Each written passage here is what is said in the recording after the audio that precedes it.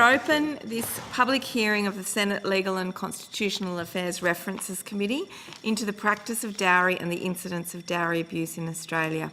These are public proceedings being broadcast live via the web. I remind all witnesses that in giving evidence to the committee, they are protected by a parliamentary privilege. It is unlawful for anyone to threaten or disadvantage a witness on account of evidence given to a committee, and such action may be treated by the Senate as a contempt. It is also a contempt to give false or misleading evidence to the committee.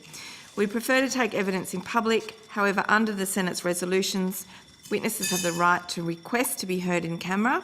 It's important that witnesses give the committee notice if they intend to ask to do this. We may also determine that proceedings take place in camera. If a witness objects to answering a question, the witness should state the ground upon which the objection is taken, and the committee will determine whether it will insist on an answer, having regard to the ground claimed. If the committee determines to insist, a witness may request that the answer be given in camera. A witness called to answer a question for the first time should state their full name and capacity in which they appear, and witnesses should speak clearly and into the microphones to assist Hansard to record proceedings. The committee has agreed that answers to questions on notice should be returned by the 10th of December. Right, I'd now like to, after we've got those formalities out of the way, welcome Dr. Nadim Pali from the Federation of Indian Associations of the ACT, and you're joined by Mr. Kanti Jinnah, also of the Federation of Indian Associations. Information on parliamentary privilege and the protection of witnesses and evidence has been provided to you. Thank you for your submission, and I'd now like to invite you to make an opening statement. And I'm assuming Dr. Nadim Pali is the President. You're doing that, is that correct? And then we'll have some time for questions. So to begin, would you mind please stating your full name and the capacity in which you appear today, and then you're free to begin your opening statement. Thank you. Yeah. Thanks, Chair, Senator Louis Pratt, and Senator Ian MacDonald, and Ian Turner. I'm Krishna Nadim Pali, President for Federation of Indian Associations of ACT. And when we have come across with the constitutional review on the participation and abuse of dowry in Australia, we made a submission. And thanks for giving us this opportunity to make the submission and also coming and presenting our evidences to the committee. And traditionally, the dowry, it is not with any single community in Australia. It is all this multicultural communities. Several communities are having this issue. This is traditionally in those countries or with those communities, this is to give a support to the financial empowerment to a woman. And traditionally, the man was the bread earner, and the women were taking care of the household things.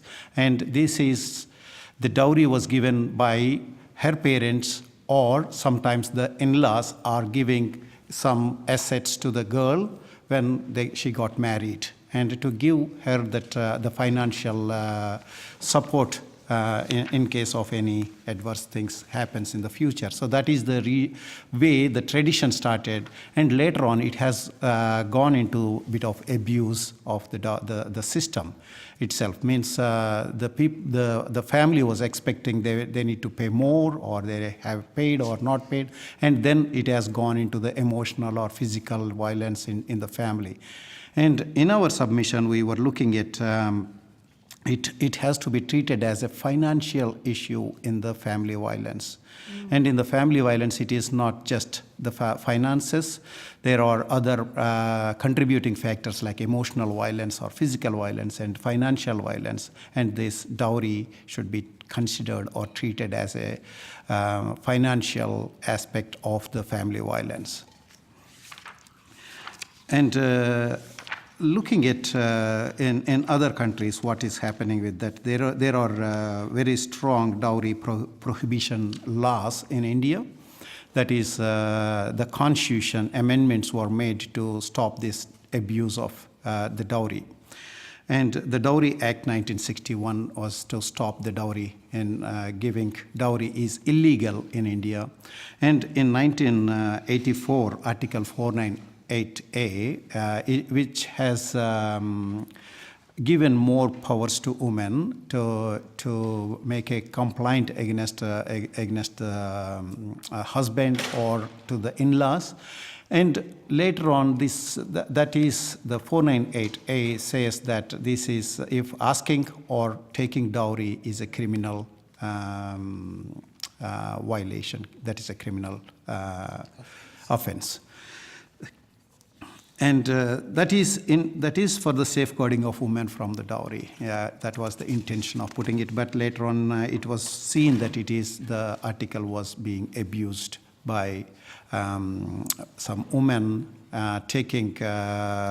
putting cases against their husband's family, and the Supreme Court has intervened at a later stage, saying that unless they found very strong evidence, they cannot arrest the in-laws or the husband. So there are the constitutional amendment or constitutional changes for the dowry may not be required.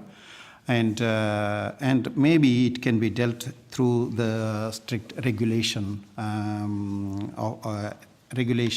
for the family violence, against the family violence. And what we have seen in Australian context is in the family violence, it is just not only the financial aspects of it. And currently, if you look at the social setup, it is not the women are not staying at home. Means both of them are earners in the house, so that dowry, asking for dowry or taking dowry is not a regular practice here, or not even happening in our system now, because asking dowry is feeling people seen it as a shameful act. Whoever is asking the dowry, so that is the way it is. Sorry, can I just clarify? Do you mean that it's not happening in kind of next generation in communities, or it's not happening at all? Because we've seen evidence that it is happening, but it's usually happening with more recent migrants and brides that are coming from overseas. It is a relative term, happening, not happening. And compared to back maybe 10, 15 years ago or 20 years ago, and now even in India, the dowry is, people are not asking for dowry. If they are asking the dowry, means it is like a shameful act, kind of, because the girls are feeling like it is harassment by asking dowry. So, and they are also very well educated. Now the education has gone a bit higher and the awareness has raised. So they are, this is not that practice going on like the old days. It is changing the world. And here in the first generation, people might having that practice back in India, but the marriage is happening here in our culture, in our communities. The dowry is not in the practice. And another thing, when we look at the real issues in the family violence, that is the immigration status is one of the harassment when the family violence started, when they are fighting in the family. The immigration status is an issue. And another thing is, Sorry to interrupt you. Would you mind providing an example of what you mean there? Yep. That suppose when we are, I'm just talking about just the immigration part of it. Immigration, the spouse visa, it is taking currently about 2 years to get the spouse visa, then 2 years for PR, and then after that the citizenship. And if there is any problem comes up in this meantime, then the husband is telling, or the prime applicant or primary citizen here, they are telling their spouse, no, I won't sign your PR if you don't listen me. So that is what is happening. And another thing is the upfront, getting spouse visa, it is taking almost 1 year when I made this submission. Getting the spouse visa itself is taking 1 year. It is also very long process happening. So by making some regulatory changes in these processes may fix the problem of over exploiting the dependent visa person. And another thing in the regulation, what we proposed here is when a person is getting married, when they are getting married, when they go for the marriage registration, and maybe we can include a clause saying that, yes, there is no dowry involved in our wedding, and sign for it. And if this wedding happened overseas, they need to sign on the same statement that there is no dowry involved in our wedding, and before applying for the spouse visa. And yeah, this is just the basic proposal what we have made, and yeah, I'm happy to give you more answers and give you more examples to justify this submission. Thank you. Thank you. Thank you for that very helpful submission. You mentioned some of the kind of exploitation that can happen in relation to, for example, not signing someone's PR. Yeah. And I think you've got some good examples in here where a male's family is demanding dowry even after marriage. Yeah. Yes. And I think, therefore, you're really drawing a link to a spouse's threat to their partner's or their spouse's migration status if these payments aren't made or perhaps other actions aren't taken, and it becomes a form of manipulation and abuse. Is that what you mean? In one of that example I was talking about, because I cannot say that this is this person's mistake or that person's mistake. It is always a grey area to talk about. And in this case, what I have seen is the cited example is the marriage was, the wedding was happened. Then after that, the girl migrated here, and then they had some issues in the family, and then the citizen who married the Indian girl said, I don't support your PR application if you don't listen this.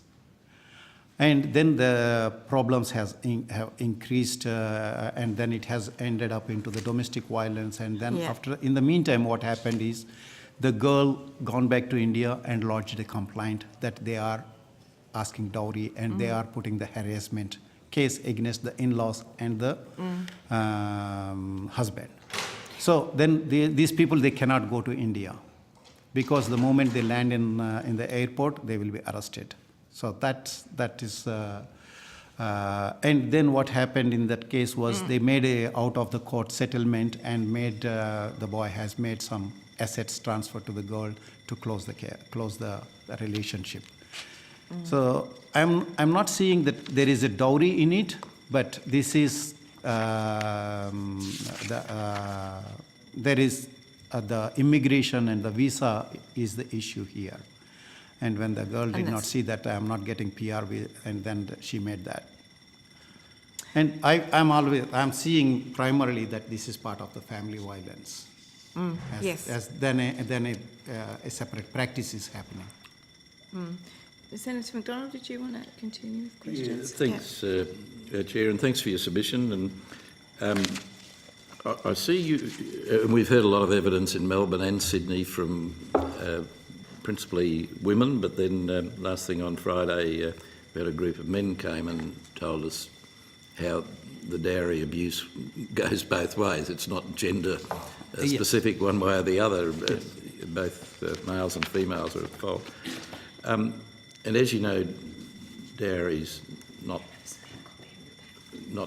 accepted in Australia, and some of the stories we heard that people were wanting us to change the law, but under our law of blackmail or blackmail loosely called, but extortion with threats, that's already illegal under Australian law. Yes. So it's a difficult problem, and some of the stories we've heard from both men and women are horrendous, and we really wish we could do something about it. The issue that I keep raising is, what can the Australian government do about it? The Indian government's already done what it can do back in 1961, although I understand it's not enforced, not managed terribly well in India at times. But I see you've said that there should be a regulation in the marriage registration papers, and also the same sort of thing in visa applications, simply a statement that there's no dowry is sought or asked for in now or in the future in any shape or form. How do you think that would help address the situation? Yeah, I have in the community, and I have seen so many of these issues, and normally they come to a community elder to resolve their issues in the first place. And what I have seen here is, when they go to the court, then when that reaches that they wanted to go for divorce or prove their case as domestic violence, and when they go to the lawyer, then after that, whatever the lawyer is telling, they are putting those as facts, but the real facts are not presented in the court.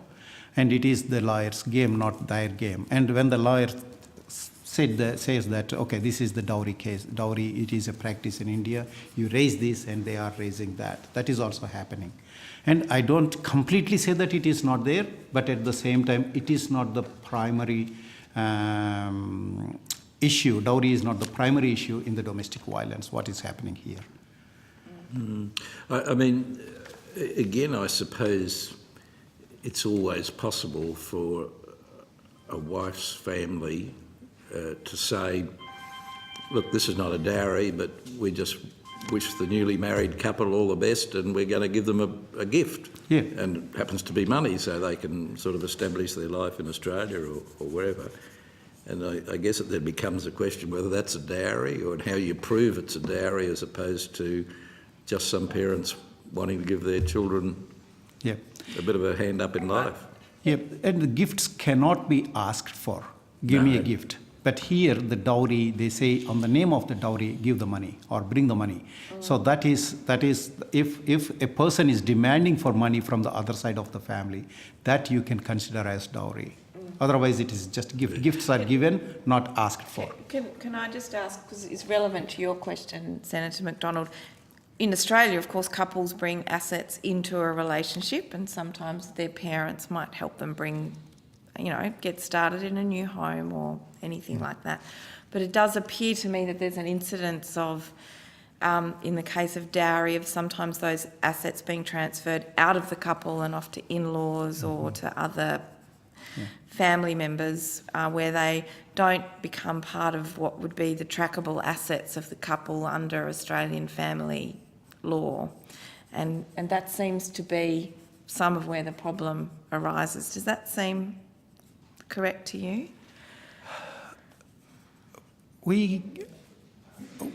I don't think that we can put it as part of the dowry here. Means that is, say, even in Australian families, if the newly wedded couple, if they have their parental assets, they can bring their assets to make some other asset or something like that. It is that type of practice is okay. But demanding for this, bring that money, otherwise I'm taking action on you. So that is wrong. Well, see, that's an offence under the Australian Criminal Code. Yes, it's demanding money with menaces. Yeah. So that is illegal. And but again, the evidence we've been given is that we find that women are reluctant to report it or give evidence or give a statement to the police, because then it has consequences, some of which I think you mentioned in some of the articles or some of the examples you've given. So, as I say, I think we'd all like to help, but how we do it, and as I say, just going back, your suggestion is just a statement, there's no dowry for both visas and marriage papers. Do you think that would help the situation? to say. May I? Yes, please. Yes. First of all, we've been put in a rather awkward position today because Dr. Dinsa has not been able to come. She is a very, essential part of this submission, but unfortunately she could not get here. So she may have been able to. She is here now? Oh, you are here. Oh, she's here. Feel free to come Please. and join us. Sorry. Yes, so, and may I also say that we have got the support of the Hindu Council of Australia today. Quite a few people have arrived here from Sydney to listen in to as well to what we have saying. Okay. So Thank you. Did you want to make some remarks, Dr. Dinsa. I was just listening to a few things. One thing is we are not talking about what do we do about it. What can be changed, what can be done about it in the Australian system. The way I see it is we already have some legislation under Domestic Violence, under Family Act, that is very supportive of all these things. The main thing is ensuring that it captures this as well. At the moment, it doesn't seem to be capturing the dowry incidents, and we want those to be captured in that. But how? I mean, I agree with you, and if there was an easy way, and Yes, I know the Attorney General's department's up the back room, and I'll be asking them later, what they're... yes, in our discussions and our observations, we've noticed that not all these cases have come up as they should. There are many, for the few cases that we hear in the community, a lot more do not even surface. Yep. And many, especially ladies, suffer in silence. It is unfortunate, but it is happening, and the community is aware of that, but a lot of people don't want to get involved. But again, But- Mr. Jenner, what can we as a government do about it? I think in the instances where we know that there's been definite incidences where the women have been perhaps assaulted, or they've been coerced or forced or extorted to get money from India or wherever, then the severest of punishments should be given. The law should be provided to... Mr. Jenner, I don't want to keep repeating this, but I used to be a lawyer 100 years ago. It's a long time since I did any law, but so I'm not very good. Not quite 100 years. Well, no, a long time ago. But see, any sort of assault, any sort of domestic violence is a crime. Indeed. Any sort of demanding money with threats is already a criminal code thing. I don't have it before me, but I suspect it has a 7-year jail. The community is quite aware of that too, in fact, more increasingly aware of that. But the problem seems to me that many of the victims, for whatever reason, are too scared or too ashamed to give the required evidence that the Australian courts need to actually make decisions on these things. And then you have some Australian courts that are pretty hopeless, I have to say, but I won't name them because I'll be in contempt. But No, that when that new the spouses they are coming here, they need to be given a proper induction program by the immigration authorities, or when they come here, about the rules and the regulations, how they are protected and where those choices are they can go to, and without having the problems increasing. Means it is early intervention is needed rather than after having the incident, and it is a reactive way. So, and how we can help them in the first place rather than reacting after the incidents happened. Well, there have been some evidence given to us where that was suggested that, when people apply to migrate to Australia, particularly in women's case, when they go in to give the health check, which means they will be there by themselves, that they be given material which sort of explains briefly the law in Australia and what remedies are available, what groups are out there who could come and help. That seems to be a good idea, which I think the committee's probably And prepared to recommend to the government? Yeah. One more thing just I wanted to add is now there is a, if there is a family violence is happening, there are some consultants. And here in the multicultural space, there are the community leaders or community elders. They can help in the early intervention stage. They can approach these people. And currently with the multicultural, families, when the women particularly, they are not opening up. And when they are going to a consultant or the family violence consultants are there, and the way they give their choices or what you can do is not matching what they want to do. Yeah, and so They some don't of- want to lose their family. At the same time, they Yes. wanted to go with their advice. So that there is some problem. Mismatch. So here, what we like, JP is there in Australia, Statutory Justice of Peace. declaration. No. Yes. Sorry, what was that? Yeah, Justice of the peace. Justice of Peace. And like that, there is some community elders we can identify, and we can put a system that the intervention, they can go to their community person who can be giving a neutral So advice. can I ask in that context, and if you don't mind me taking the call, Senator McDonald, the Royal Commission in Victoria made specific examples in their legislation about dowry abuse as a result of the Royal Commission into Family Violence. It sounds like there are many communities outside Victoria where the system does not recognise dowry abuse as being complicit with family violence and other forms of economic violence that's happening. Would you support reforms like in this is where the Victoria ladies- more broadly? No, I'm not sure of that. I think the legislation is pretty broad in many ways. I think it is more, we are talking about like when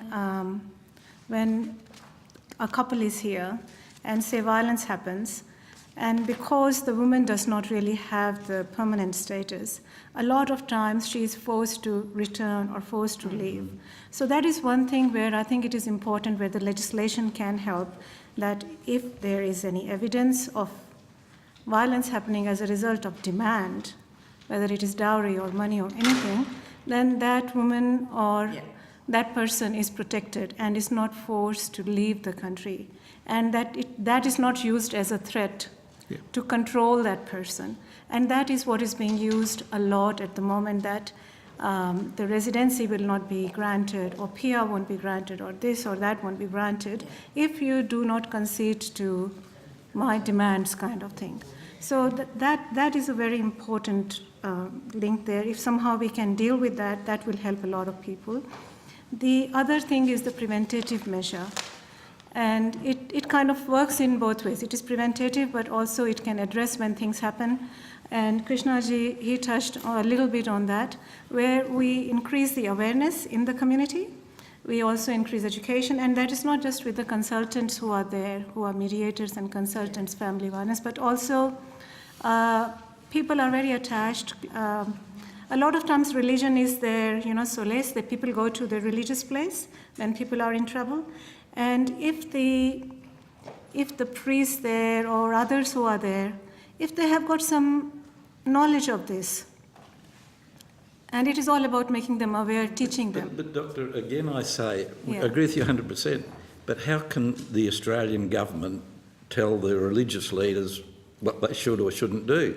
Surely putting it in the law is I part think of telling them this is what is Australian law. but it's Anything out of this is not accepted, and if anyone comes there, we expect you to help them. But can I say, you say that, see, if a man says to the woman, if you don't get me some money or you don't do what I ask you to do, I won't sponsor you to stay in Australia. Yep. Now, stop there. See, that is blackmail, old-fashioned Yes, it blackmail, as I understand. I'll ask the Attorney General's people later, but my understanding is, so that's already a criminal offence. So why isn't it being used?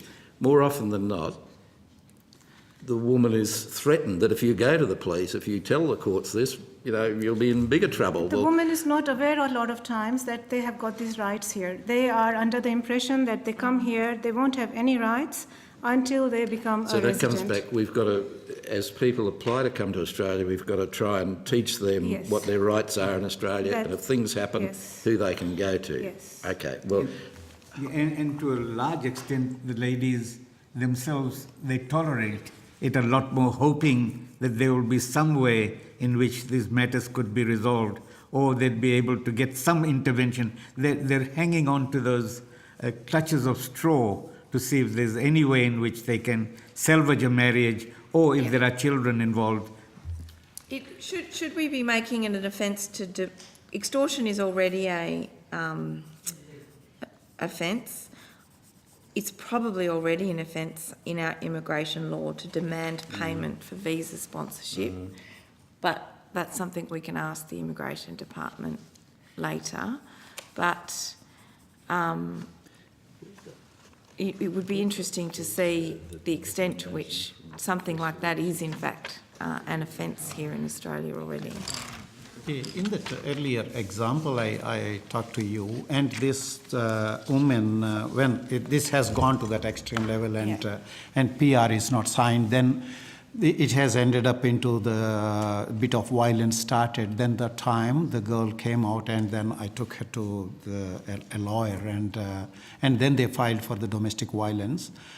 And in that, I think they also mentioned about dowry is demanding by the people, by them. Yes. And when there is a domestic violence happening, and then after that, the husband cannot stop that PR giving through the courts. The court has given her that woman that no, your husband can't stop your PR. You can have your PR, even though if he's not signed, not sponsoring you. Sorry? So because there is a domestic violence in it. So Yeah, we'll discuss some of those the law issues is with already the there. That's what department. I'm saying. And whether we have progressed some of those reforms through the Senate and quite recently, but we need to match up with how well and how far that goes with the kinds of examples that we've heard in this inquiry. And dowry has been in, a lot of times, like for India, the dowry is the man demanding the groom's side of family demanding dowry from the woman's side. But there are instances of the other way around as well. Yes. So, and also it is a much broader practice than just being in India. So whatever legislation gets passed, I really hope that it does help everyone who is caught in this situation. Thank you. It's The very two ways, unfortunate for yeah. people. Thank you very much for your evidence this evening. Was there anything further you wanted to place on the record before we finish? did you happen to see the hearings in Sydney and the professor, the woman professor? Dr. Madhumita Iyengar. Dr. Iyengar, was it? Yes. From Canberra? No, I don't think she. She's from Brisbane. Oh, And No, which one? the one that had a series of recommendations. She was first thing in the morning, wasn't she? Yeah, well, second of them. Oh, that was Jatinder Kaur. Yeah, Professor Kaur. Professor Kaur, did you see her evidence? No. But She had a series of recommendations that we should do, which I think incorporate some of the things you've been talking about. But, I think the Chairman and I agree on this. If there's anything we can recommend that the government does, I'm very happy to do it. But it does, as I say, a lot of, any sort of assault is an offence in Australia now. Criminal domestic violence is a crime. Extortion's a crime. There's never enough money for women's refuges, except that. There's never enough money for legal aid, except that. Yes, But those that's a things are wider there. problem Yes. than dowry abuse. And yes. But Dowry can be considered in that family violence is one of that financial exploitation or asking for money is wrong. So demanding for money from the in-laws is I hear what you're that saying. means that maybe we can strengthen that rule or that part of the articles maybe. But it's already an offence. It is. Yeah, I think basically there are really two things. I think that's how I see it, because one is as we talked about, making sure that people are aware of their rights when they arrive in Australia, and also not only are they aware, where do they go to If they are in trouble, where can they go to? I think that information is equally important. I think And it's carry on. yeah, and the second thing is they're being able to be assured that if this happens, if they are victims of this, that their life is not going to finish. They can still be in Australia, they can still have a life, they can still have a future. And they don't need to give in to this kind of blackmail. The sponsorship. They can call, they can call the blackmail that it's a blackmail and talk about it. I think the counsellors and the mediators, they need to, I know the legislation is not there, but somehow if they can be aware of the different cultural practices that are happening and are able to empower people who come to them in these situations, that also is a big help. And it would be best to prevent it from happening. Exactly, in the first place. exactly. So basically, the important thing is this, that in the councillors, the community councillors are given a bit more opportunity to discuss with the lawmaking groups or that have some teeth, so that when they go and speak on behalf of any of the parties, they're able to at least give some good, strong advice about what is actually happening. That's one. And the second area is about stopping, if there is a question of someone losing the ability to remain in Australia because there is this pending thing on the threat, then there should be an ability by government to say, look, your visa is not going to be cancelled, or you're not going to be sent back to India unless something else is proved. So there is an opportunity for that person to remain, and that sword of Damocles is not hanging on the head of the person who that is being. Yep. Thank you. Thank you very much for your evidence there. Did you want me to pause for a minute? No. Okay. Thank you. Thank you very much for your evidence this Thank you for the evening. We're opportunity. very appreciative, in particular, of your evidence and the submission that you've made.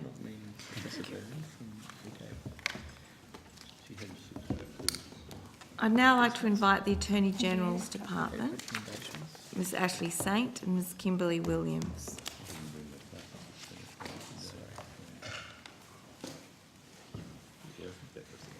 Yeah, this is Professor Brown from Anti-Slavery Australia.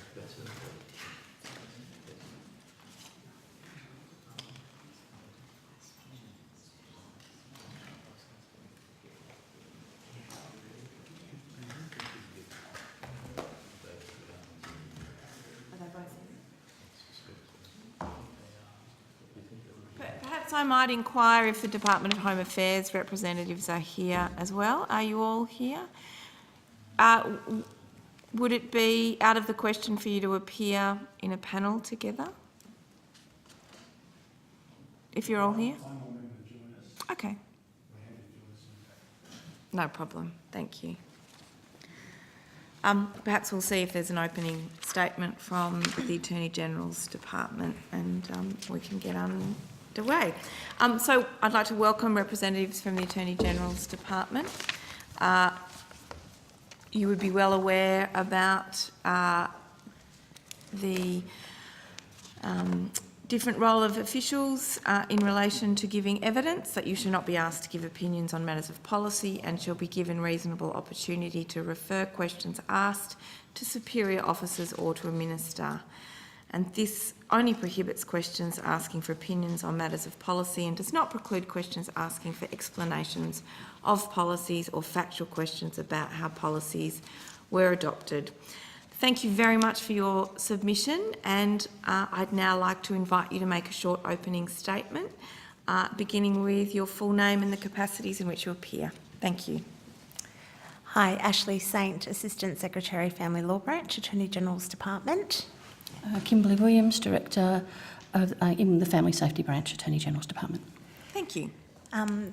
The Attorney General's Department thanks the committee for the opportunity to appear here today. The department is responsible for matters relating to human rights, marriage and family law. The department has provided a written submission which addresses aspects of the terms of reference of this inquiry. In particular, our submission identifies provisions in the Family Law Act 1975 that set out the definition of family violence and those which deal with divorce and property settlements following the breakdown of a relationship. The submission also points to some family law services which are targeted at victims of family violence and those from culturally and linguistically diverse backgrounds, and other initiatives such as the Domestic and Family Violence Bench Book and judicial training on family violence. Our submission also refers to the legislative framework under the Marriage Act 1961, which governs legal marriages in Australia, and the Criminal Code offences of forced marriage, human trafficking and slavery, noting that the Criminal Code regime is administered, that aspect of the Criminal Code regime is administered by the Department of Home Affairs. We would be happy to take any questions the committee might have. Thank you.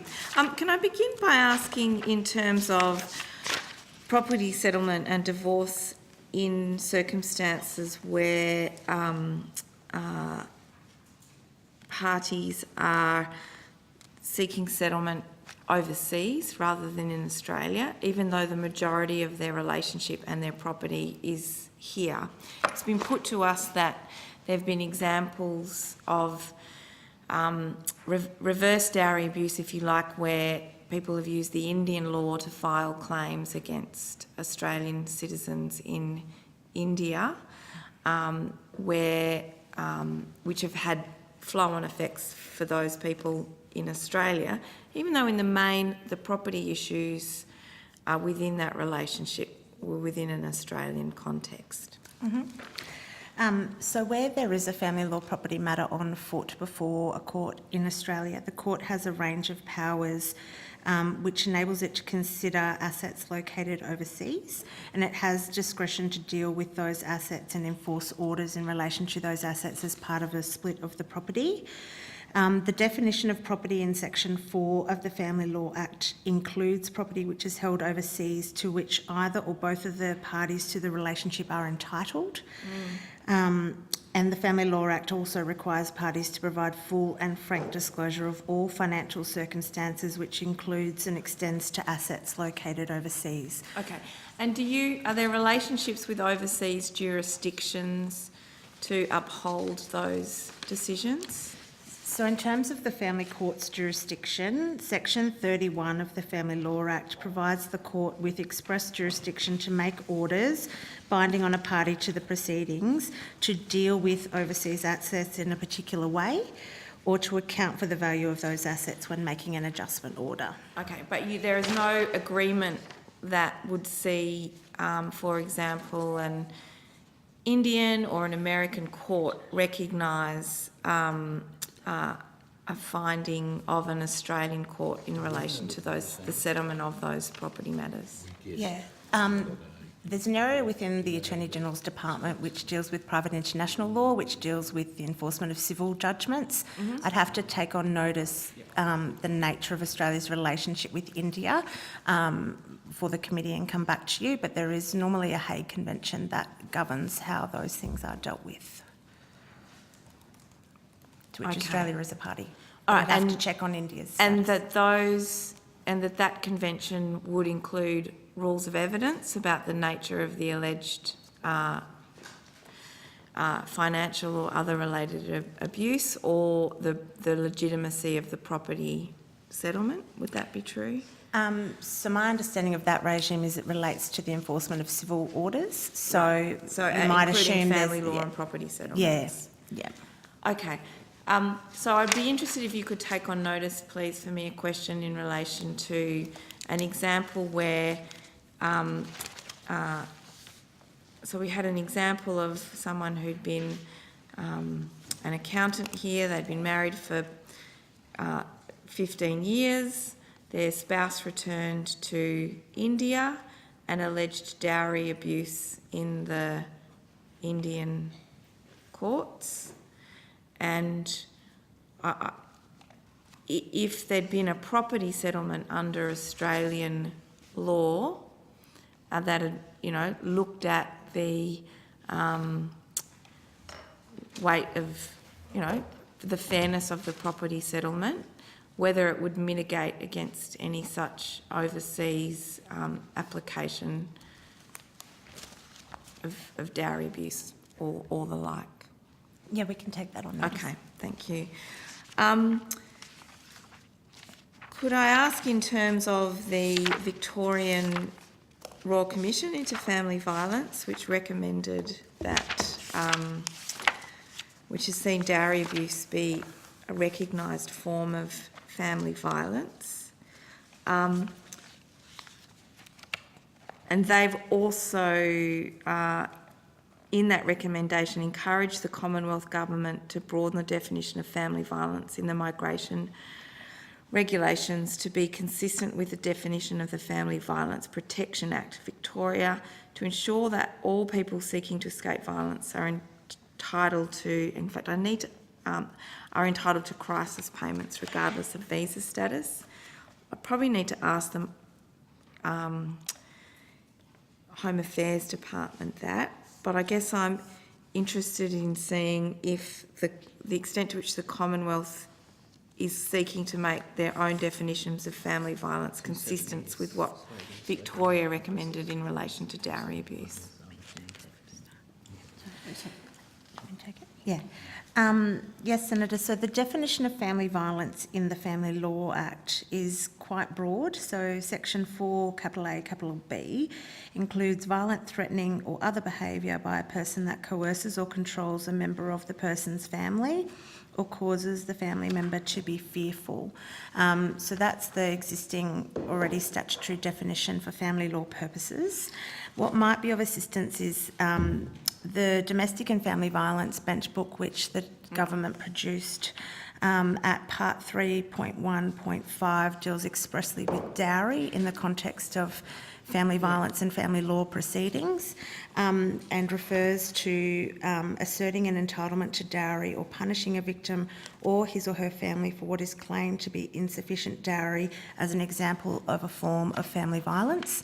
That bench book is available to all judicial officers across Australia, and all family court and family circuit court judges have now been trained in the contents of that bench book through judicial training, which has been sponsored by the department.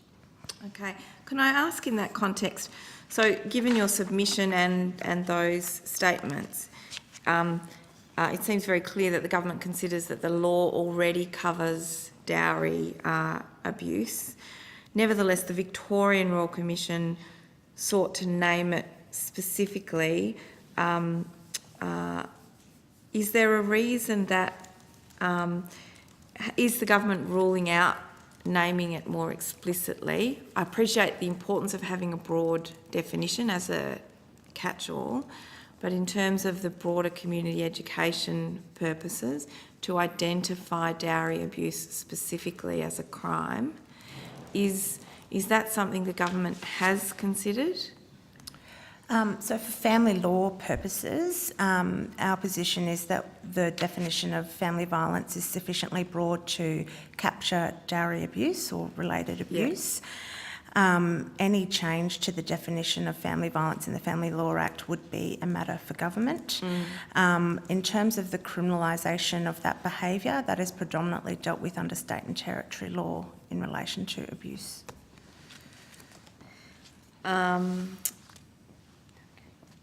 Sorry, and why is it primarily within state and territory law and not within family law and family violence law?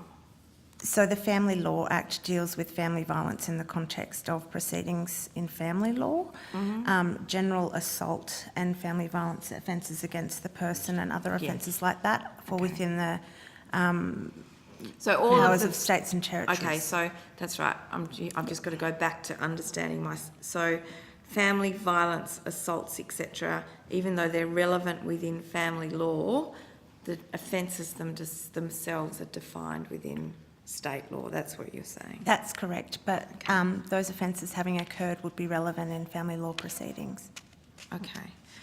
And that would vary. The Family Law Act nationally recognises the diversity of how those crimes are defined at different state levels. That's so there's nothing ruling out states making those crimes more explicit within their own definitions of family violence. That would be a matter for states. Is it not possibly also a matter for the Commonwealth to work with the states on those definitions? So, Senator, I think I'll take you back to the definition within the Family Law Act, and the government's position is that does extend to Dowry. So, if you like, the government's position is that overarching description of things relevant under family law would pick up all those different versions of the offences. That's correct. Okay, which means it's the government's preference to keep a broad definition so that it can cater to the diversity of those offences under state law without narrowing it without defining it in too many different ways. Is that what you're saying? Yeah, so Yes. I think... Okay. Yeah. On that note, therefore, what can and should we be doing? If so, you recognise that dowry abuse is a relevant form of family violence within family law. How well understood is that within communities and by the legal profession, by people who suffer this form of abuse, and indeed by the judiciary? So, Senator, I referred just before to the National Domestic and Family Violence Bench Book, which was released in 2017, which expressly explains that dowry abuse is to be considered a form of family violence, where it is asserting an entitlement or punishing a victim or his or her family. Since that bench book was released, the government has funded a training package for judicial officers in both federal and state and territory courts. The National Judicial College of Australia has been delivering that training, as I said. We've also got a number of programs which are targeted specifically towards victims of family violence, as well as culturally and linguistically diverse members of the community. There are pilots of specialised, enhanced family dispute resolution for CALD communities experiencing family violence, which include things like interpreters, information resources and access to legal assistance. There's also the family advocacy support services and the domestic violence units, which are a number of other programs the government has been delivering targeted to family violence. Yeah. Thank you. Can I ask, we mentioned about the recovery of property when it's gone overseas and when it's come from overseas. Has the department considered the extent to which applicants providing affidavits or other documentation when applying for partner visas would assist the family court in determining property disputes in the event of divorce or separation? Sorry, I wasn't quite clear. How does the... Well, I guess the family law system looks to all forms of evidence that might be able to ascertain where assets have come from and where they've gone. Mm-hmm. I guess this is, would it be useful, would it be an additional form of evidence useful to the courts if our migration system forced spousal visa processes to be more transparent in what assets are coming in a relationship? If the question is more about the visa process, I think my colleagues from Department of Home Affairs are better placed to answer that. If it's in relation to evidence that can come before the court in family law property proceedings. So how difficult is it to get good evidence before the court in international property proceedings? And I'm assuming it probably is quite difficult. Mm-hmm. And is evidence from the Department of Immigration in terms of what came in on spousal visas, etc., sometimes used in that context? So the nature of family law proceedings, Senator, is that they are civil proceedings, so it is for each party to adduce evidence, if you like, in relation to the issues that are in dispute. I can't comment on whether or not migration information has been adduced in family law proceedings. There are, It could be, yeah. I guess. There are financial disclosure provisions that apply under the Family Law Act, which bind parties to provide full and frank disclosure of their financial interests, and those extend to interests that they hold overseas. Okay. Yeah. Thank you. How is, I'm assuming in family law, if dowry has been given, essentially is arguably the property of the daughter, but is transferred by a spouse to someone outside the family, how is that dealt with in a family law context? So there is a provision, section 106 capital B in the Family Law Act, which deals with circumstances where parties may seek to transfer property to a third party in order to frustrate a family law property settlement. So under that provision, the court can set aside or restrain instruments which seek to dispose of that property or transfer it in order to defeat an anticipated or existing family law property order. So that would include property transferred via gift or via sale. Okay. That makes good sense, except that it's not necessarily applicable within a relationship where someone hasn't consented to their property being transferred prior to any relationship breakdown. How does the family law system recognise assets that left the relationship prior to a relationship breaking down? So section 106 capital B deals with transfers that are intended to frustrate an anticipated order. So if the parties were to lead evidence which satisfied the court that a separation may have been imminent or that one party was considering a separation, and that was a relevant consideration in the transfer of the property prior to the actual separation occurring, then the court could take that into account. Okay, but they couldn't take it into account if,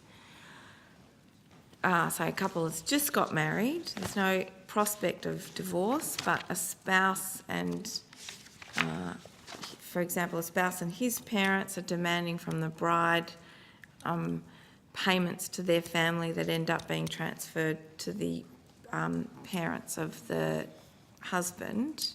How would a family law situation deal with that? So the provisions that deal with property settlements under the Family Law Act confer quite a wide discretion on the court.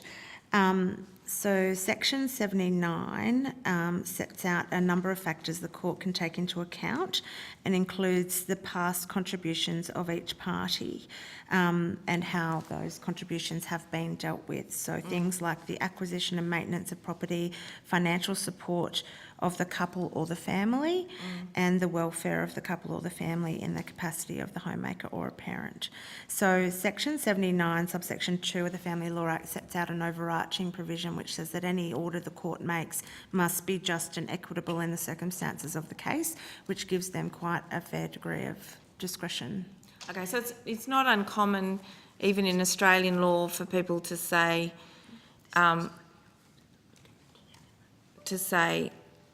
these are all the things I brought into my marriage, and upon separation, I want them back. But it will often depend whether those assets have been spent or whether they still exist, and you can't get something back if mutually the couple has spent it, even though one party might have done most of the spending. But what happens in the instance where those assets have been transferred to, for example, the in-laws of... So my understanding is that if financial contribution such as a dowry comes in at the beginning of the marriage, it would be considered by the court as part of that party's contributions. All of the contributions to the marriage, depending on the length of the marriage and those sort of things, would then be taken into account, and whatever assets are left in the marriage would be split according to their relevant contributions. So it would be a relevant factor in that regard. If I might, before we appeared, we did a little bit of research in relation to some cases in the family law courts that have dealt with dowry-related issues. There's one that it wasn't a matter of dowry abuse, but it did involve family violence, and it also involved considering contributions of a dowry, and it was quite a significant dowry, about $100,000 equivalent. It's a recent case of Singh versus Dala in 2017, FCCA 2945, which might be of use to the committee in terms of having a look at how the court has dealt with some of these issues. Yeah, and can you please explain, if you can, how someone who is of not a solid or secure migration status accesses justice in this area before the family law courts, particularly if their spouse is has permanent residency or is Australian, but you know, we've certainly seen examples where dowry has been extorted and the spouse has been sent back overseas under false pretences, and there's absolutely no way of accessing justice before the family law system. What thinking has the department done about ensuring that, you know, the framework of the law can be applied to give justice to people who might have experienced abuse in this area? The fact that somebody is currently located overseas doesn't actually preclude them from, if one party remains in Australia, from using the Australian family court system for the purposes of family law proceedings. There has to be a link to the marriage and the property in the jurisdiction. It's more a question of what legal aid, what community services, because in most cases we've seen there's a lack of eligibility for that kind of support for the spouses in these situations, and we've seen many examples come before us where, in particular, their uncertain visa status, where frankly they could be deported at any time, means that they're not able to get their assets back because they've lost their, you know, their residency status is insecure. Yeah. The government has some information available online which would be accessible to somebody located overseas if they had access to the internet, of course. The Family Relationships Online is a directory that points people to information and resources about family law and family violence, and that includes services which are available as well as points them to legal advice services and things like that. The government also funds the Family Relationships Advice Line, which also includes a legal advice service, which is also accessible from overseas and is free. So they're two ways that people could find out information to help point them in the right direction. I might, sorry if I could, Senator, just go back to my earlier question. In terms of adjustments that the court can make in relation to there having been family violence in a relationship when they're considering a family law property settlement, you may have already heard evidence about this, but the leading common law authority about making those adjustments is the Marriage of Kennan, which deals with the ability of the court to take into account where family violence has had an effect on the contributions the parties have made to a relationship. It's KENNON. Okay. The case that I referred to earlier relied on that decision in coming to its conclusion. Okay, thank you. That's terrific. If I know we're due to release you at 5:45, would you mind staying a little bit longer while Home Affairs joins you at the table? I can ask some questions. Sorry, I'm so sorry. That's fine. Please, you take the floor. Well, I was going to say- I know you were waiting to ask questions. Yes, and Chair, I was going to ask, with your permission, if before I ask my questions I can get Home Affairs to come up, because my questions really relate to both departments and they're relatively simple. And as the Home Affairs people are coming up, and as the Chair has mentioned to you, as when you first speak, if you could tell for Hansard who you are and the capacity in which you appear. But can I ask both, perhaps, ladies, if you could move up to this end of the table and let the Home Affairs Department sit together down there. But while you're doing that, can I just say thank you to AGs for their written submission, and thanks to Home Affairs for your submission in the form of answers to questions which the committee put to you. But can I, and this is not meant as a criticism, I think what you've both said in your submissions is what I've been trying inarticulately to get across, was that most of the complaints we've heard, and we've heard a lot in Melbourne and Sydney from both men and women, and in most instances the circumstances, to me, from my very poor recollection of what used to be my profession of the law, there are already Australian provisions that deal with those. And what your submission says is, look, we've covered when I'm pointing to Attorney General, what your submission is saying, we've covered all that. Everything that you've raised is already the law, to my understanding. And I think with the Home Affairs and the migration people, they've more or less said most of these things are offences under migration law too. So, and that was my understanding. Correct me if I'm wrong in that assumption, but the question I want to ask all of you, in spite of that,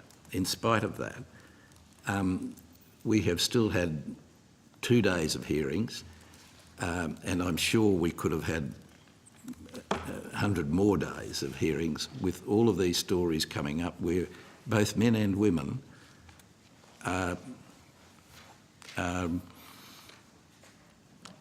having difficulties in Australia. It's not Australian culture. Most of the witnesses have told us that it's the culture of the subcontinent or in parts of Africa, and it's a cultural thing. But I just want to refer you, and I think I mentioned this for any one of you that might have been watching the Sydney hearings, I think I did refer you to the recommendations made by Professor Jennifer Byrne from the Anti-Slavery Australia group. And before I get to that, I mean... Yes, and that's probably a good question also for the AG's department too. Yeah, well, it's for everyone. What became clear was that there's never enough money for violence refuge, there's never enough money for legal aid, but as I explained to people, that's not confined to Dowry, that's across Australia, it's another issue, another time, another place. But I just want to refer you to those recommendations by Professor what's her name, Byrne, which to me seem to address the issues to see if we could do, if the government, on recommendation of this committee, could do anything practical to address a situation which exists and which I believe all the laws are there to stop, but it's still happening. The first one of her recommendations was, I'll précis these, I'd have hoped you'd had a look at them and I'd ask you to take them on notice as a question on notice, but the first one related to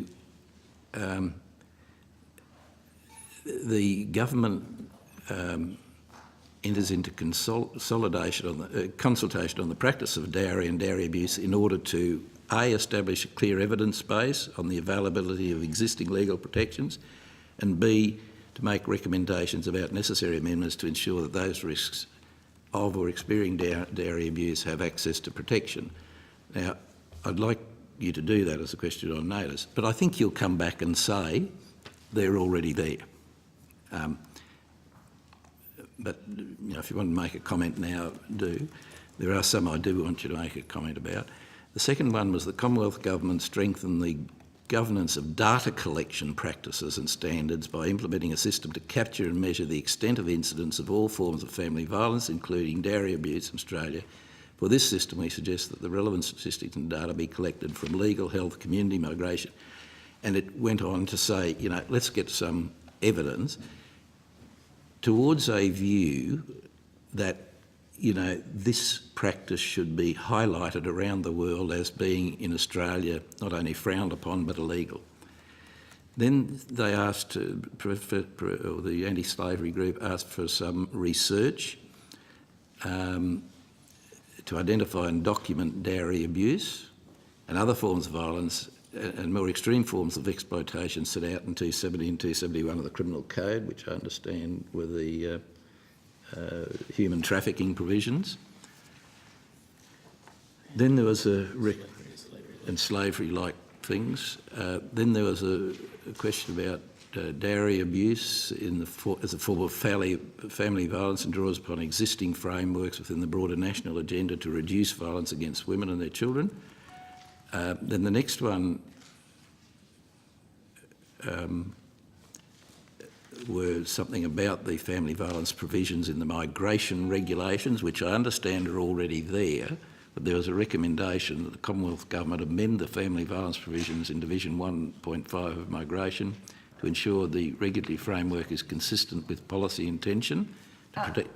Just while you pause, we're going to give you some copies of that just to make it easier. That would be much easier. It's just a recommendation. I did say... It's just the recommendations and it'll facilitate some Yep. discussion, but clearly we can perhaps put some questions on notice as well. Then to establish a dialogue with the states and territories to harmonise existing legislation, and not that I'm here to answer Senator Pratt, but you know, the states were originally the ones that dealt with that, and over the years the Commonwealth's become more involved, but getting anything off the states is difficult. Education and awareness was number 7. Number 8, some material under the Family Law Act, which I think you'll say from the evidence you've already given that that's already there. And for migration, I'm not sure, I thought it was there, but it's not. But there was this suggestion that I thought was good, that when people apply to migrate to Australia in overseas countries, in India, the women particularly, but it should apply equally to the men, are given clear information of what their rights are under Australian law, not under Indian law or African law, under Australian law, and who they could go to get assistance. Now, that's a very, very long question that I just wanted you all to, if you've had a bit of a chance to look at them now in writing, but those seem to me to be the practical ways that this committee could recommend to the government practically that you deal with a situation which is there and which, as I understand it, is already illegal. The one, sort of the final comment from me is the one that came up most in the migration area was where a man would say to a woman, if you don't do what I ask for, don't give me the money I ask for, I won't sponsor you for permanent residency of Australia, in which case the women can't go home for shame, for any number of reasons. And so they just roll over, don't take it to court because they think they'll be thrown out of Australia. And if you could tell me, perhaps starting there, if you could tell me if that, what we do to try and address that. And then if I could have a general comment from all of you on the other suggestions. I thought these recommendations of the anti-slavery were the most practical. I mean, there are a lot of things raised, but as I understood it, most of them are already offences. Thank you, Senator McDonald. Before, there's a lot of issues there that Senator McDonald has rightly raised that will be important to respond to. I might just give Mr. Richard Johnson the chance to introduce himself and the representatives from the Department of Home Affairs and see if you had any opening remarks and whether some of those remarks might pick up some of the issues raised by Senator McDonald. Thank you, Mr Johnson. Thanks, Chair. Richard Johnson, First Assistant Secretary, Immigration, Citizenship, Multiculturalism Policy Division. I'll just ask my colleagues to introduce themselves in turn. Peter Richards, Acting First Assistant Secretary, Immigration and Visa Services Division. Michael Willard, Assistant Secretary, Global Mobility Branch. Jenny Harders, Acting Assistant Secretary, Transnational Crime Policy Branch. And Rebecca Mills, the Director of the Anti-Human Trafficking and Slavery Section. Thank you. Okay. Did you have an opening statement, Mr Johnson? Yes, I do. We've called it a short opening statement, but it's actually reasonably comprehensive. Okay. So thanks to the committee for inviting us to appear before the inquiry hearing. The department understands that the practice of dowry usually involves the giving of gifts by one family to another during or any time after the marriage. It's a practice that has different customary characteristics across different communities. Dowry abuse refers to violence that arises in the context of a dowry negotiation and can manifest itself in many forms. This may be in the form of ongoing demands for gifts starting before the marriage through to long after the marriage has taken place. It can also refer to ongoing violence as a result of a perception of an unsatisfactory dowry amount or arrangement. Home Affairs is aware that the practice of dowry and dowry abuse may drive the incidence of visa fraud, where fraudulent partnerships are used to obtain visas on the payment of a dowry, extortion of vulnerable partners and families through threats to withdraw visa sponsorship, family violence toward visa holders to extract a larger or further dowry, and serious forms of exploitation, in particular forced marriage. Home Affairs is responsible for raising awareness of Australian laws and provisions to protect non-citizens, especially women, from family violence, administering provisions under the Migration Act relating to the entry and stay of non-citizens in Australia. This includes specific provisions aimed at protecting partner and certain other visa holders from ongoing family violence, contributing to whole-of-government efforts to address and reduce domestic and family violence, particularly as it relates to the migration program, and leading Australia's whole-of-government response to human trafficking, slavery and slavery-like practices, including forced marriage. We see the establishment of a Home Affairs portfolio as an opportunity to further develop initiatives to respond to family violence, including dowry-related abuse. Turning now to the visa framework. While migration law contains no direct references to dowry or dowry abuse, it may be relevant in assessing claims of a spousal relationship and family violence. Spousal relationship. Dowry information may accompany claims that a spousal relationship is genuine, for example.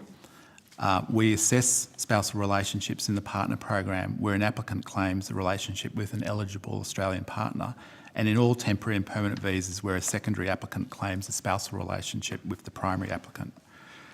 We look, for instance, for use of coercion, threats, physical abuse, emotional or psychological abuse to demand or receive a dowry either before or after marriage.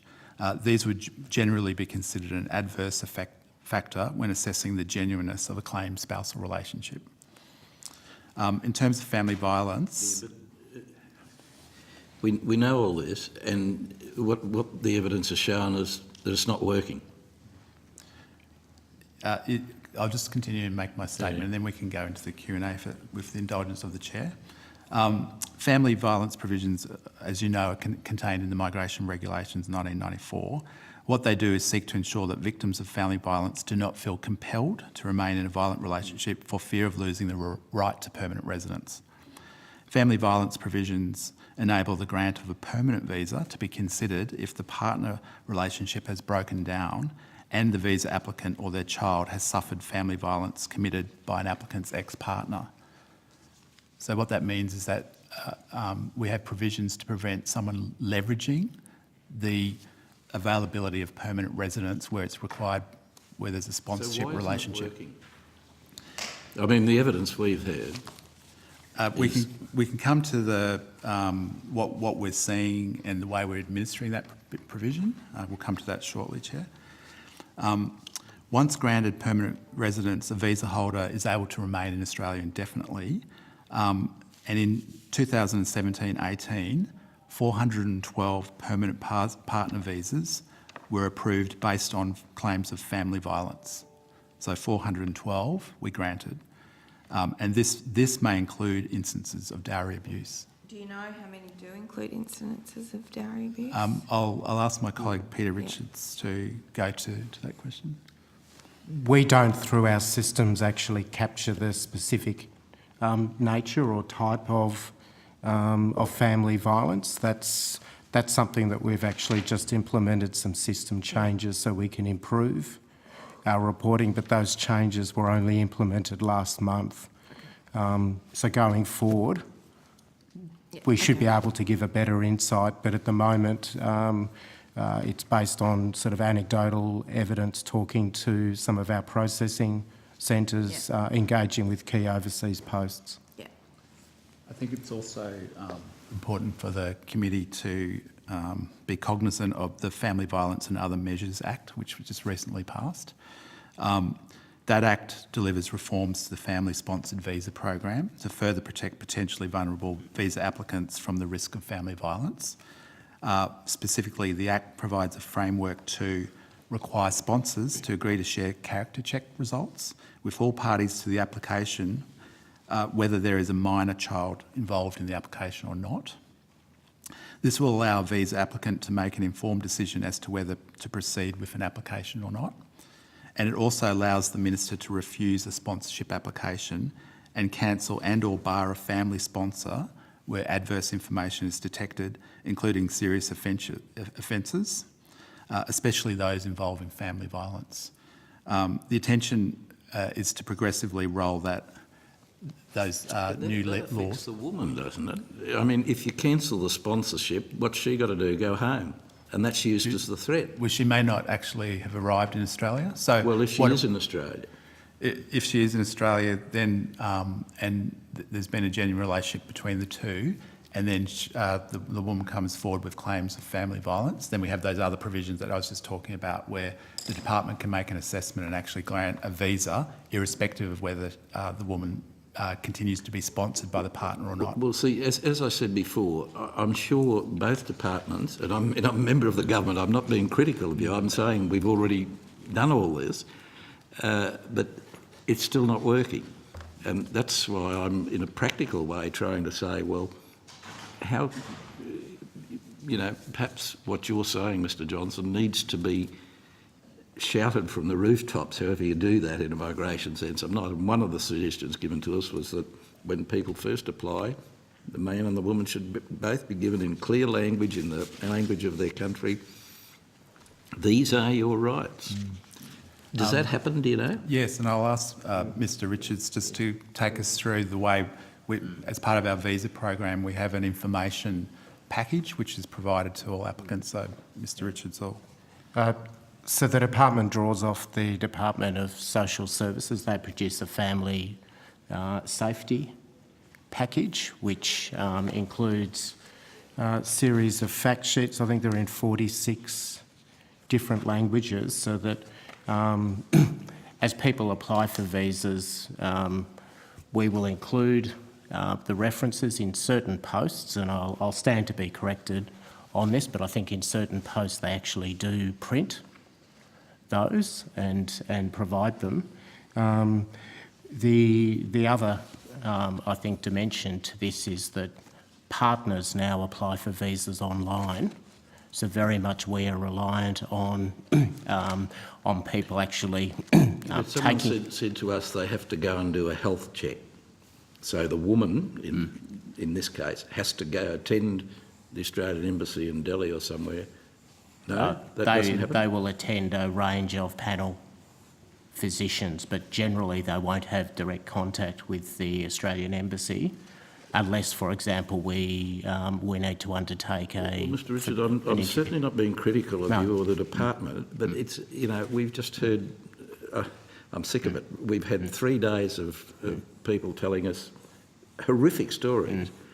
And one of the common things that came through was that many of these women don't know about it. Now, if they go in with their spouse, and I mean, it seems to me very few of them are genuine marriages, but anyhow, it's another thing, from the evidence that we've given. But the common thing seems to be coming through that none of these women knew, they're from the back blocks of India, where the women are very, very third-class citizens, they didn't know that when they got to Australia they had certain rights that we all accept as normal, but they don't. So somehow we've got to make that available to you. And what I'm asking you all is how we address that. And, all the legal provisions we have, I'm sure we've covered them all. But again, the communities we're talking, the witnesses we're talking to from several communities, not just Indian, so they didn't know about it. Now, we can't legislate to make people know things. We can only provide it. But clearly I think we've got to, I'd be looking for anything we could recommend to the government that you should do better to make sure that all the laws that you've currently got in place, which I think address every complaint we've heard, but the people aren't coming forward and making complaints through fear, through ignorance, through whatever. And Mr Johnson? Yes, Senator, I was just going to... the department is aware of the importance of information and communication. We're acutely aware of that. We've developed a domestic and family violence strategy under which sits a domestic family violence action plan, which focuses precisely on raising awareness of family violence, embedding these processes and policy changes that have been made and the legislative changes in information, but also upskilling our staff so that our staff are also aware of where they need to be providing the information and making sure applicants are getting this information, because it's an incredibly important aspect of when people migrate to Australia, their awareness of the legal operating context and also what their rights are, and also the provisions that we have under the Migration Act, which do offer protections. So we are alive to the importance of information exchange communication, and we've got an action plan which will strengthen our ability to deliver that information. Mr Johnson, if you don't mind, Ian, I'll just... Well, you're the chair, but of course I don't mind. No, it's fine. We're in a conversational exchange here. Can I ask you in relation to the department's assessment of the genuine nature of the relationship? And, I'm not going to be overly prescriptive in terms of genuine, because there are plenty of arranged marriages that are, very successful. What I'm interested in is whether the way the department assesses genuine can play into the exploitation of a spouse. So one of the things put to us by some witnesses was their spouse's insistence on opening a joint bank account for the purposes of, establishing the genuineness of their relationship for the purposes of immigration. But that joint bank account only ever had the woman and her family putting money in from overseas, and even though it was in joint names, there was money kind of only ever went out one way. Is that something you've seen happen? I'll ask Mr Richards to answer that, but I'll just make a general comment about genuineness is a very important aspect of the spouse program for the obvious reasons that it can be open to abuse from a number of different angles, including people trying to get a visa to Australia and a permanent residency by suggesting that they're in a genuine relationship. So we do need to have that test. The way we would, Mr Richards can go into the detail here, but the way we would actually form a judgment about the genuineness of any given relationship would draw on a range of different aspects. So in the example that you just gave then, Chair, you were talking about a joint bank account as being intended to... My question is not so much whether the relationship is genuine, it's that the evidence required by the department to see if a relationship is genuine is being used to facilitate extortion and abuse. And you may well knock back that visa application, and rightly so. Nevertheless, there has still been an exchange of money where one party has, if you like, extorted money off another, be that on the pretence of offering a genuine marriage or a genuine relationship, or on the pretence of saying, well, actually what you're really purchasing here is a migration pathway. How are you managing that issue? I'll ask Mr Richards just to take you through the way we make these assessments. Just first off, the obviously financial statements, etc., is only one aspect that we might consider. That still doesn't answer my question. I'm not asking if the relationship is genuine. Yeah. I'm asking what you do to stop people using the requirement of a joint bank account as a way of extorting money out of others. So there's actually no requirement that somebody provides us with evidence of a joint bank account. That is, in our advice to clients, there's a range of types of evidence that they can produce that the relationship is genuine. Obviously, if relationships are relatively newly formed, you wouldn't ordinarily expect that they've actually opened up joint bank accounts. But I think in the scenario that you mentioned, where there is a joint bank account and it shows money coming in from India but actually no regular transactions, that would actually be something that we would look at with suspicion. What do you mean, no regular transactions? Well, you'd expect if a couple actually had, and we're using a joint bank account, there would be things like utilities being paid out of it. There would be money from if both parties are working. You'd expect to see both salaries coming in. But if you actually had a scenario that was the only transactions with money being transferred from India into the account, I would see that as a flag. Are you aware of any cases where dowry has been paid, but where the Department of Immigration has knocked back that spousal visa application? Not from the cases that we've... Well, if you knew it was a dowry, you wouldn't have allowed the application. But I don't have any information on specific cases where that has been the evidence or part of the evidence upon which we've refused. But if you know it's a dowry, it's an automatic, it's not a genuine, well, it's legal under Indian law. But we would be refusing it on the basis that we've assessed it as a non-genuine relationship. So the payment of dowry would in and of itself make it a non-genuine relationship? Because that's not what most migration experts would say. If they'd say it's a normal part of the custom, and indeed it could be used to prove the genuineness of a relationship. It's a question of whether that dowry is abused or being used for extortion.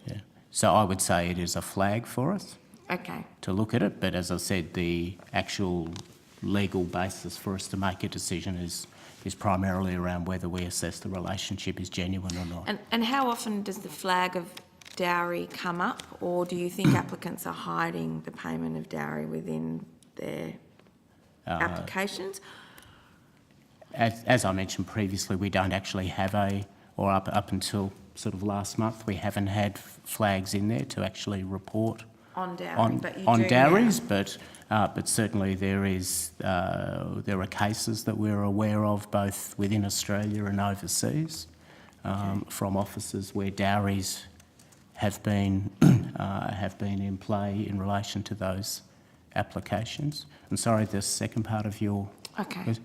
So can I ask I forgot what the second part of my question was. I'm sorry. Can I ask you what led to the change in the flag of dowry? Is it to do with the other family law? The family violence provision changes, or what has instigated dowry now being a flag within your processes? I think more broadly we haven't had an ability to actually differentiate around the different nature of family violence. So we can report, as Mr Johnson has done, in terms of the total numbers, but if we were asked questions about how many were actual sort of threats of physical violence or financial, we haven't been able to report. So putting in a flag around dowry, well, it's not only dowry, it will actually pick up so that we can better report on this. Can I ask, one of the examples given to us is a kind of fairly typical one was, say, an Australian citizen or a permanent resident gets married in the subcontinent, The bride's family pays a reasonably substantial dowry. It's seen as a desirable match because it involves moving to Australia and it comes with citizenship, and the relationship progresses. She might live over there for some time. In some cases, we've even seen examples where no visa application for the spouse is even made, which also seems problematic, even though that has been promised, or that the visa application is made, some years, could be made some time down the track. Visa. Yeah, that they'll have visited a number of times on a tourist visa before they're applying for a substantive spousal visa, but the dowry was paid, if you like, before their relationship is properly recognised in Australia. How do you manage those kinds of migration examples? I think in that, if I've understood your example, Chair, we probably wouldn't know about the fact of a dowry payment made offshore, particularly in a migration context where they haven't applied for a visa, because that's the moment when they would start interacting with our systems. That could only really manifest itself when a person had a visa and, for example, were onshore, and then there was something going on in the relationship about leveraging, some sort of leveraging, which one of the parties to the relationship then brought forward to us. So I doubt we'd know that even had happened until there was some triggering event, but certainly they'd have to have been an application for a visa or a granting of a visa. Does the department have a view about whether Australian citizens or permanent residents should be asking for dowry from their prospective spouses, and how that would be seen on their spousal migration application forms? From your assessment point of view. I think so. Do we have a view on whether Australian citizens should be asking their brides and their bride's family for dowry? I guess the best way for me to answer that would be to say, if it were in the context of promising a visa, we would have a view. It would go to the genuineness of the relationship. That would be our portfolio angle on it. And I'd look to colleagues from other portfolios if they had a more general view about the practice of dowry and Australian citizens' involvement in it. Thank you. That's very helpful. How do you, if it is how do you tell if it's for visa purposes or for genuine relationship purposes in your own assessments within the department? Yeah, when you're assessing I'd ask visas? Mr. Richards to answer that, but I think generally we do look for genuineness in the spousal relationship, and Mr. Richards can talk about what they're actually looking for in that context. I think it would come down to the level at which, and what seems to be a level that sort of fits within the cultural norms versus where it is probably looking more like a payment for visa. Yeah, so type. it's certainly been put to us that there have been payments made in dowry of kind of up to $100,000, and that there have been further kind of extortions and demands, even once a spouse arrives in Australia. And have you seen any evidence of that yourselves as a department? I haven't. I'm not aware of sort of specifics around the level, but certainly looking at some of the submissions to the committee, those sort of levels probably don't surprise me.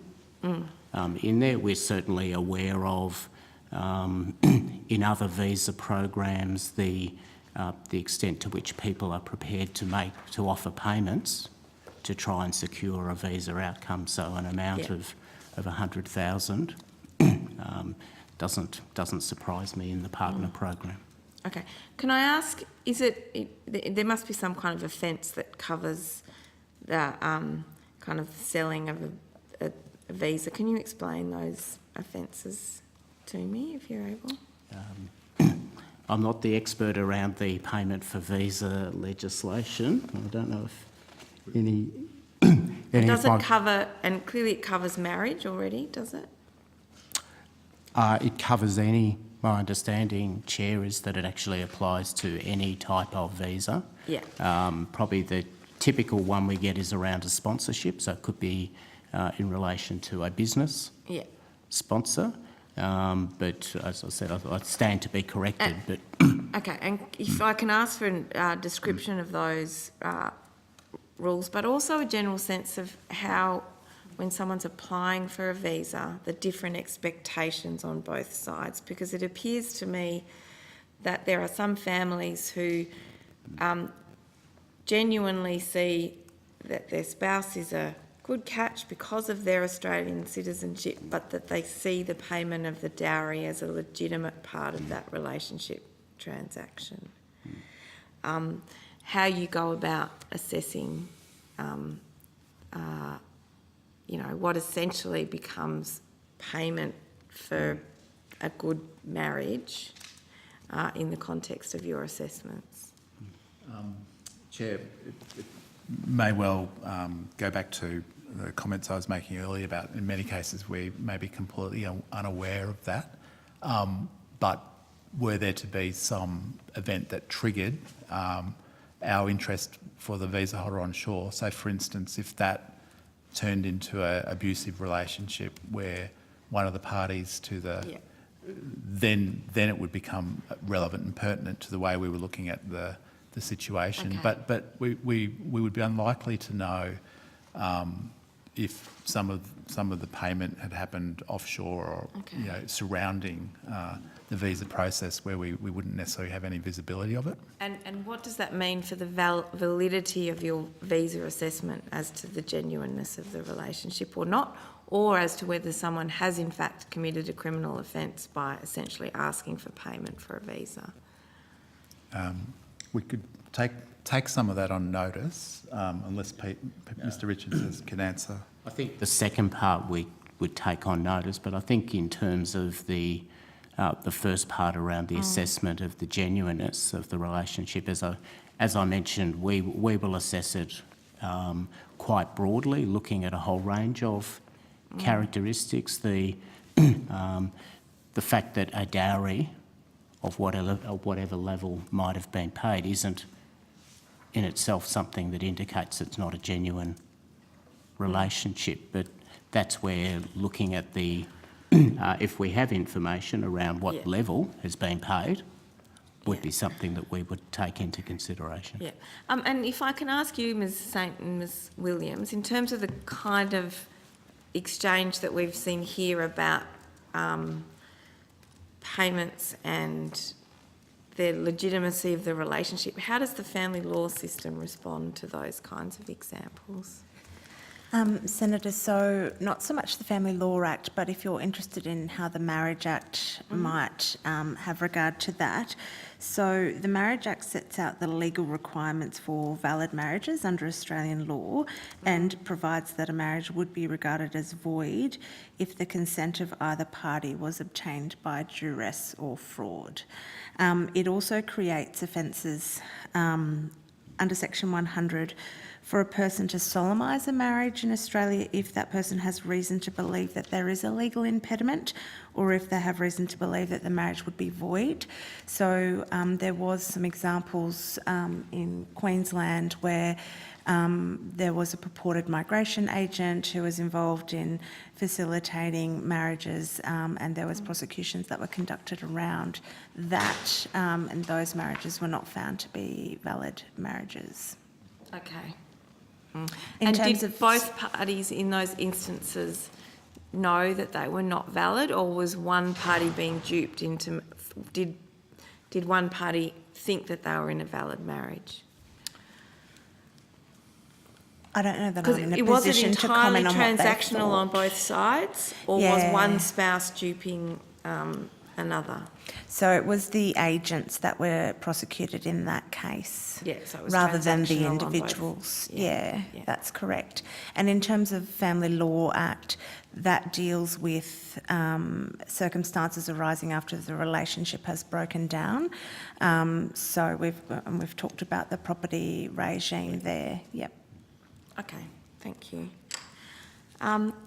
Senator McDonald, did you Can I want just to ask the Attorney whether there's anything you wanted to say to what I said before, which I didn't give you the chance to answer, but can I also, as an adjunct to that, ask you, is paying a dowry illegal under Australian law, or is demanding a dowry illegal under Australian law? Either because it's an offence under Australian law or because it's an offence under a law of another country with whom Australia has extradition arrangements, i.e. India. I can turn, while we just check the status of the second question, I can turn to the first, Senator, if that helps.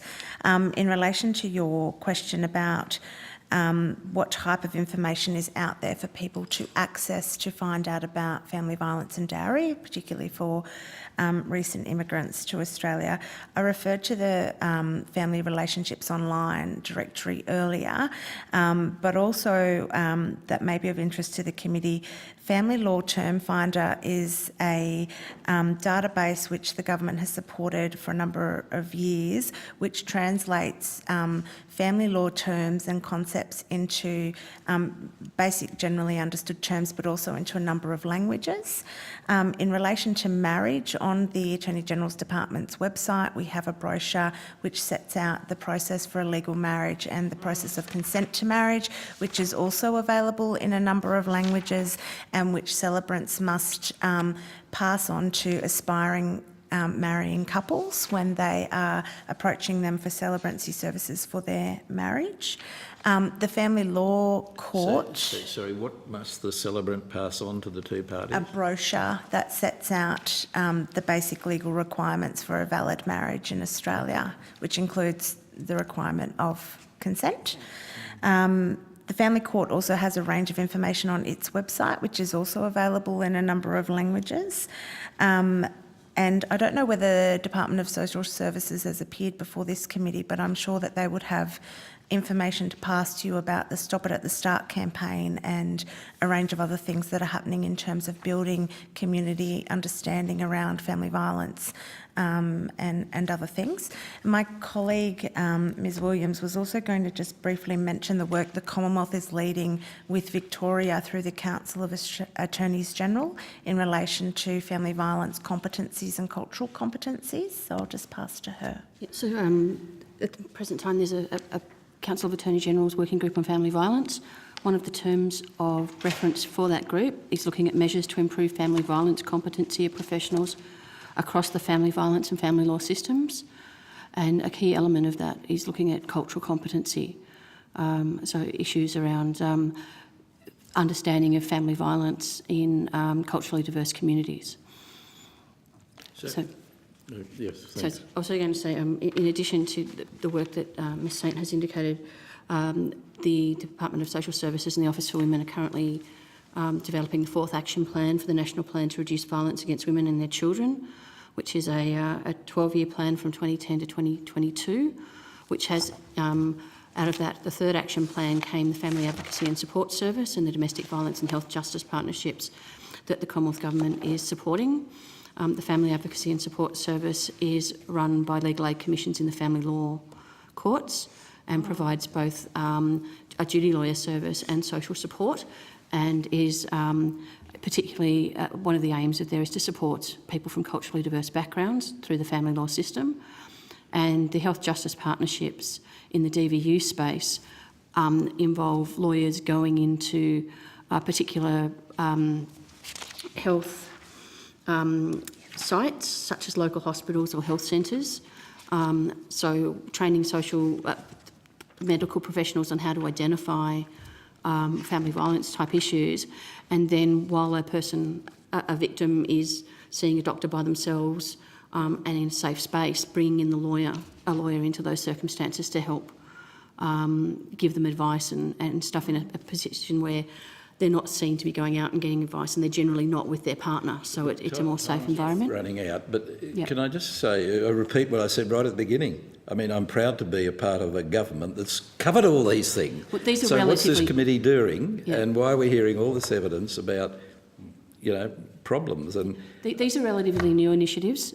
So the Okay, FAS has only been, the Family Advocacy and Support Service has only been up and running for about 2 years.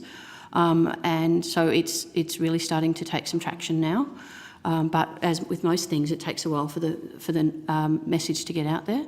That it's, we've had an evaluation of it, and it's a very positive service. In relation to the question you asked before, so Australian law allows individuals to follow their own religious and cultural practices and beliefs, subject to the criminal and civil law. So my understanding is that the payment of a dowry, or the agreement to pay a dowry of itself, is not illegal in Australia, but where the circumstances around that payment of a dowry, whether it be the demands or physical or emotional threats, where they themselves breach a civil or criminal law, then there'll be ramifications from that. Look, and my final question. I've got a couple more, but I'll let you finish. But I know you've got better things to do than this, both departments. But if someone wasn't watching the previous hearings, could someone have a quick glance through all of the evidence and perhaps, as a question on notice, say to us, "Yep, that shouldn't have happened. That that issue is wrong." If they'd looked at the brochures given by marriage celebrants, or if they'd, done this when they first applied, because I mean, there are problems, and as a member of the committee, I want to recommend to the government that you do something to fix it. But I think you've done it all, as I suspected. We can find a way of talking to those who gave us in-camera evidence to see if we can draw out some of those examples for One you to of see the as things well. a lot of the witnesses did say that you need to give it more publicity, and perhaps this inquiry will do just that.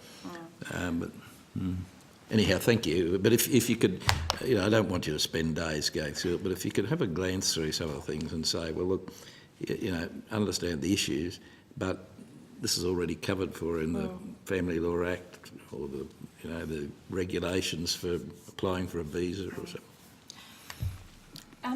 Can I ask you, Mr. Johnson, I know, of course, there's a limit on the number of spouses you can sponsor to become your spouse in Australia.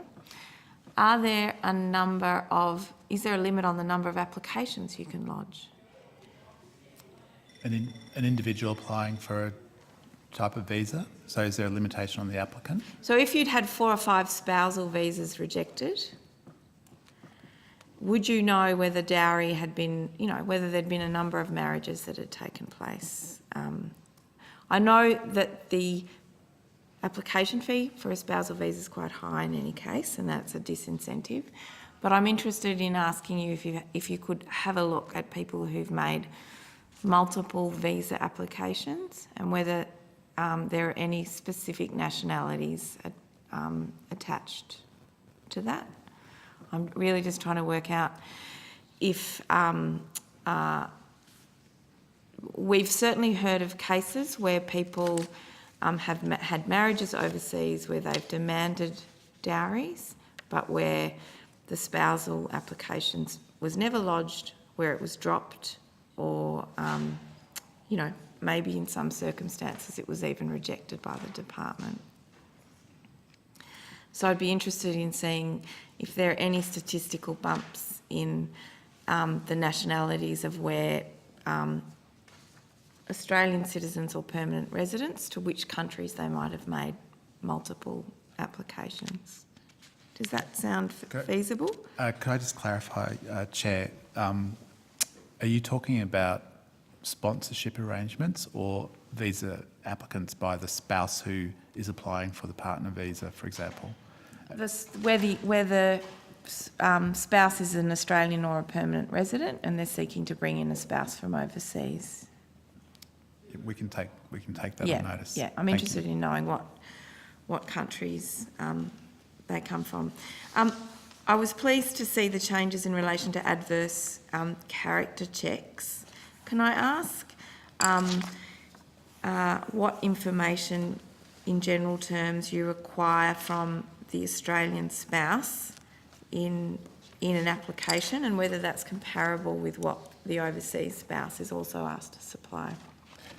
Yes, so, Chair, it might be useful if we have Mr Richards take you through what's currently required, and then perhaps Mr Willard will be able to talk to what we'd envisage will be required given the passage of the recent legislation.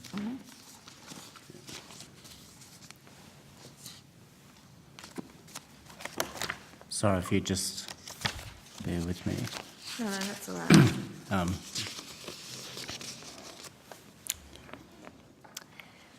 Actually, I'm just wondering, Chair, that I've got a sort of a document that outlines what the previous provisions in relation to sponsorship and how they will change. Okay. If we can take that on notice. Table that. If you can answer my question specifically, one of the examples that was given to us by some women was that they had to tell immigration and their spouses what their incomes were, what their qualifications were, how much money they had, but that that their spouse had either lied to them about those things, or that, and so I would imagine that when on a spousal visa someone has to write down their academic qualifications, is that correct? They don't, not for a spousal visa, they wouldn't have to. I mean, they can submit that.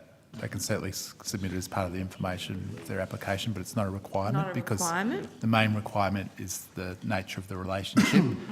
Unlike our skilled, for instance, our skilled streams, we are looking for qualifications and skills. Does a spouse being sponsored automatically see all of the information on their spouse's visa application? Does it see it provided to the sponsor? Spouse. To the Is that information exchanged between the spouse and both the spouses? So, if I've, sorry, Chair, but if I've understood you saying that the partner applies for the partner visa, and then the information that's submitted as that application, is that shared with the spouse with the spouse who's sponsoring the visa application? And vice versa. And vice versa. So one of the situations that was put to me was that the Australian citizen, they thought they were in a legitimate relationship. They did pay a dowry, they thought it was true love, but they found out in hindsight that their Australian spouse had lied about their employment, about their criminal record, which I know you're fixing, their qualifications and all of that other kind of basic information. And clearly that goes down to the genuineness of the relationship. And I know you ask people those questions in their interviews, what do you know about your spouse and your partner? But it seems to me that there's still a great deal of scope for someone who's intentionally exploiting their future spouse to hide that information. And you wouldn't necessarily know if they had. You're testing whether it's genuine. You're not necessarily testing if one spouse is deliberately out to trying to exploit the other. Unless we have separate information which would lead us to that judgment. But Mr. Chair, Mr. I'd probably just like to take that on notice, Yeah, so that okay. I don't, given as I mentioned, it's an online process now. Yeah. I just don't want to. Yeah. So yes, if you can take on notice for me, there's elements in your assessment in relation to genuineness that really go to the point of whether one prospective spouse is trying to exploit the other in any way, and how you test that, separate to the question of genuineness, where both people might be applying for a visa outcome. Okay. I think I've probably exhausted my intellect tonight for asking any further questions, although there are plenty more perhaps that I would have liked to have asked Ms Harders and Ms Mills. Did you have anything that's useful to us in relation to the exchanges that we've had that you'd like to add? Yeah. We might just touch on, I know we've touched on the Migration Act, Family Law and the Marriage Act, but I think it's just worth reflecting that there's also a range of provisions under Commonwealth, State and Territory law that also provide protections against this abuse, and it sounds like you've heard some discussion of that, particularly from Professor Byrne earlier in the week. But in terms of Australia's criminal law framework, while dowry abuse is not explicitly criminalised within Australia, our human trafficking, slavery and slavery-like practices offences, including for forced marriage, are comprehensively criminalised under the Criminal Code, and they may cover a range of exploitative conduct and may be applicable in circumstances that involve dowry abuse. So I think that's what Ms Williams was touching on. They may in certain circumstances. So we don't know if they've been tested in the courts, is that what you're saying? They, not in relation to a dowry abuse case, I've not seen that it's been tested in the courts, no. That's because the people are too scared to give evidence. Yeah, I think that's a common feature in a range of human trafficking and slavery cases where you have very vulnerable witnesses. But there are some examples where we could consider that those offences may apply in a dowry abuse case. For example, if a person were to be inherited, sold or transferred into a marriage for payment, that may constitute chattel slavery, and that could be captured by our slavery offences, and that's punishable by up to 25 years imprisonment. And then also in a forced marriage context, if a dowry was used as a means to coerce, deceive or threaten a person to get them to marry someone without their full and free consent, that may also constitute a forced marriage offence, which attracts a maximum penalty of 9 years imprisonment. Yeah, we certainly did hear some of examples of that during the course of the inquiry as well. Some of those were in Canberra, but we might seek to put some questions on notice about that as well. Thank you all very much for your evidence this evening, and we will put some further questions on notice. What's our reporting date? Our reporting date isn't till March. We have asked for answers back in December, but you might expect as we refine our thoughts on this that we'll be in touch again. Thank you very much for coming along this evening. Could we perhaps extend the date for return of... Yes, I don't mind if it's January, do you? No, because... No, I'm happy for us to amend, the return date for answers to questions on notice. Should we say January 30? Well, January 30 will be fine. 30th of January? Not going to be looking at them before then. Yeah, thank you. Not with all that.